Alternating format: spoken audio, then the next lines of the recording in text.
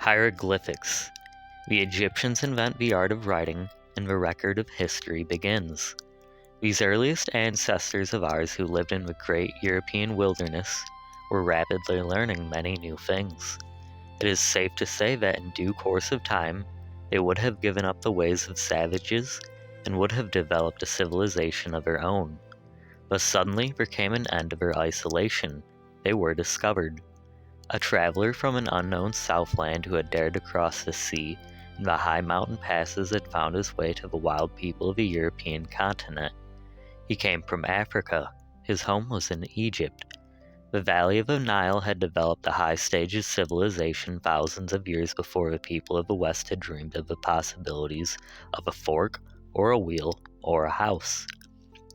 And we shall therefore leave our great-great-grandfathers in their caves, while we visit the southern and eastern shores of the Mediterranean, where stood the earliest school of the human race. The Egyptians have taught us many things. They were excellent farmers. They knew all about irrigation. They built temples which were afterwards copied by the Greeks, and which served as the earliest models for the churches in which we worship nowadays. They had invented a calendar, which proved such a useful instrument for the purpose of measuring time that it had survived with a few changes until today. But most important of all, the Egyptians had learned how to preserve speech for the benefit of future generations. They had invented the art of writing. We are so accustomed to newspapers and books and magazines that we take it for granted that the world has always been able to read and write. As a matter of fact, writing, the most important of all inventions, is quite new. Without written documents, we would be like cats and dogs. We can only teach for kittens and their puppies a few simple things, and who, because they cannot write, possess no way in which they can make use of the experience of those generations of cats and dogs that have gone before. In the 1st century before our era, when the Romans came to Egypt, they found the valley full of strange little pictures which seemed to have something to do with the history of the country. But the Romans were not interested in anything foreign, and did not inquire into the origin of these queer figures, which covered the walls of the temples and the walls of the palaces, and endless reams of flat sheets made out of a papyrus reed. The last of the Egyptian priests, who had understood the holy art of making such pictures, had died several years before. Egypt, deprived of its dependence, and became a storehouse filled with important historical documents, which no one could decipher, and which were of no earthly use to either man or beast. 17 centuries went by, and Egypt remained a land of mystery. But in the year 1798, a French general by the name of Bonaparte happened to visit eastern Africa to prepare for an attack upon the British Indian colonies. He did not get beyond the Nile, and his campaign was a failure. But quite accidentally, the famous French expedition solved the problem of the ancient Egyptian picture language. One day, a young French officer, much bored by the dreary life of his little fortress on the Rosetta River, a mouth of the Nile, decided to spend a few idle hours rummaging among the ruins of a Nile delta, and behold, he found a stone which greatly puzzled him. Like everything else in Egypt, it was covered with little figures. But this particular slab of black basalt was different from anything that had been discovered. It carried 3 inscriptions. One of those was in Greek. The Greek language was known. All that is necessary, so he reasoned, is to compare the Greek text with the Egyptian figures, and they will at once tell their secrets. The plan sounded simple enough, but it took more than 20 years to solve the riddle. In the year 1802, a French professor by the name of Campbell began to compare the Greek and the Egyptian texts of the famous Rosetta Stone. In the year 1823, he announced that he had discovered the meaning of 14 little figures. A short time later, he died from overwork, but the main principles of the Egyptian writing had become known. Today, the story of the valley of the Nile is better known to us than the story of the Mississippi River. We possess a written record which covers 4,000 years of chronicled history. As the ancient Egyptian hieroglyphics, the word means sacred writings, have played such a very great role in history. A few of them in modified form have even found their way into our own alphabet. You ought to know something about the ingenious system which was used 50 centuries ago to preserve the spoken word for the benefit of the coming generations. Of course, you know what a sign language is. Every Indian story of our western plains has a chapter devoted to strange messages written in the form of little pictures which tell how many buffaloes were killed and how many hunters were in a certain party. As a rule, it is not difficult to understand the meaning of such messages. Ancient Egyptians, however, was not a sign language. The clever people of the Nile had passed beyond that stage long before. Their pictures meant a great deal more than this object which they represented, as I shall try to explain to you now. Suppose that you were Champollion and you were examining a stack of papyrus sheets, all covered with hieroglyphics. Suddenly you came across a picture of a man with a saw. Very well, you would say. That means, of course, that a farmer went out to cut down a tree. Then you take another papyrus. It tells the story of a queen who had died at the age of 82. In the midst of the sentence appears the picture of a man with a saw. Queens of 82 do not handle saws. The picture therefore must mean something else. But what? That is the riddle which the Frenchman finally solved. He discovered that the Egyptians were the first to use what was now called phonetic writing, a system of characters which reproduce the sound or phone of the spoken word and which make it possible for us to translate all our spoken words into a written form, with the help of only a few dots and dashes and pothooks. Let us return for a moment to the little fellow with the saw. The word saw either means a certain tool which you will find in a carpenter's shop, or it means the past tense of a verb to see. This is what had happened to the word during the course of centuries.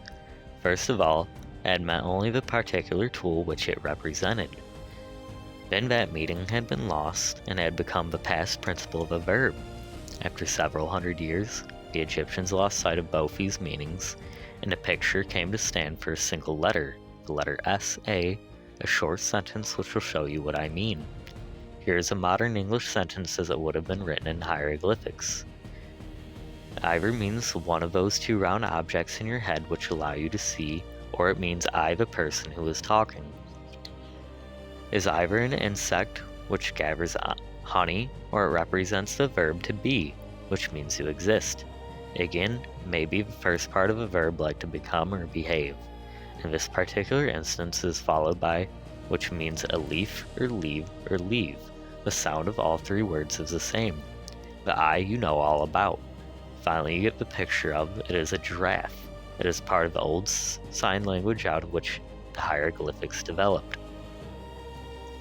You can now read the sentence without much difficulty. I believe I saw a giraffe. Having invented this system, the Egyptians developed it during thousands of years until they could write anything they wanted, and they used these canned words to send messages to friends, to keep business accounts, and to keep a record of the history of their country, that future generations might benefit by the mistakes of the past. The Nile Valley, the beginnings of civilization in the valley of the Nile. The history of man and a record of hungry creature in search of food. Wherever food was plentiful, thither man has traveled to make his home. The fame of the valley of the Nile must have spread at an early date.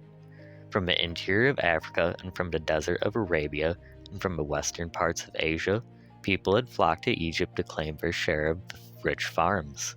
Together these invaders had formed a new race which called itself Remi, or the Men, just as we sometimes call America God's own country. They had good reason to be grateful to a fate which had carried them to this narrow strip of land. In the summer of each year, the Nile turned the valley into a shallow lake, and when the waters receded, all the grain fields and the pastures were covered with several inches of the most fertile clay. In Egypt, a kindly river did the work of 1,000,000 men and made it possible to feed the teeming population of the first large cities of which we have any record. It is true that all the aerial lands and not in the valley, but a complicated system of small canals and well sweep carried water from the river level to the top of the highest banks, and an even more intricate system of irrigation trenches spread it throughout the land.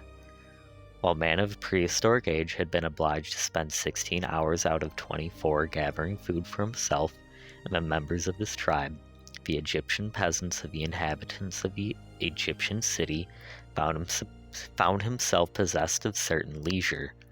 He used his spare time to make himself many things that were merely ornamental and not in the least bit useful. More than that, one day he discovered that his brain was capable of thinking all kinds of thoughts which had nothing to do with the problems of eating and sleeping and finding a home for the children. The Egyptian began to speculate upon many strange problems that confronted him. Where did the stars come from? Who made the noise of thunder which frightened him so terribly? Who made the river Nile rise with such regularity that it was possible to base the calendar upon the appearance and the disappearance of the annual floods? Who was he himself, a strange little creature surrounded on all sides by death and sickness, yet happy and full of laughter? He asked these many questions, and certain people obligingly stepped forward to answer these inquiries to the best of their ability. The Egyptians called them priests, and they became the guardians of his thoughts and gained great respect in the community. They were highly learned men who entrusted with the sacred task of keeping the written records. They understood that it is not good for man to think only of his immediate advantage in this world, and they drew his attention to the day of the future when his soul would dwell beyond the mountains of the west, and must give an account of his deeds to Osiris, the mighty god who is the ruler of the living and the dead, and who judged the acts of men according to their merits. Indeed, the priests made so much of that future day in the realm of Isis and Osiris, that the Egyptians began to regard life merely as a short preparation for the hereafter, and turned the teeming valley of the Nile into a land devoted to the dead. In a strange way, the Egyptians had come to believe that no soul could enter the realm of Osiris without the possession of a body which had been its place of residence in this world. Therefore, as soon as man was dead, his relatives took his corpse and had it embalmed. For weeks it was soaked in a solution of nitron, and then it was filled with pitch. The Persian word for pitch was mumai, and the embalmed body was called a mummy. It was wrapped in yards and yards of specially prepared linen. It was placed in a specifically prepared coffin ready to be removed to its final home. But an Egyptian grave was a real home, where the body was surrounded by pieces of furniture and musical instruments, to while away the dreary hours of waiting, and by little statues of cooks and bakers and barbers, that the occupant of this dark home might be decently provided with food, and need not go about unshaven. Originally, these graves had been dug into the rocks of the western mountains. As the Egyptians moved northward, they were obliged to build their cemeteries in the desert. The desert, however, is full of wild animals and equally wild robbers, and they broke into the graves, disturbed the mummy, or stole the jewelry that had been buried with the body. To prevent such unholy desecration, the Egyptians used to build small mounds of stones on top of the graves. These little mounds gradually grew in size. These rich people built higher mounds than the poor.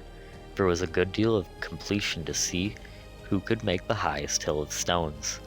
The record was made by King Khufu, whom the Greeks called Cheops, and who lived 30 centuries before our era.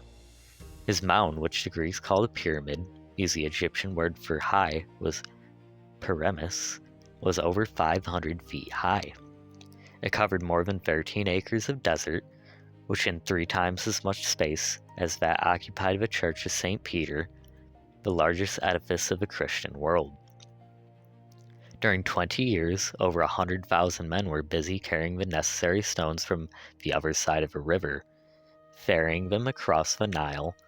How they ever managed to do this, we do not understand, dragging them in many instances a long distance across the desert, and finally hoisting them into their correct position.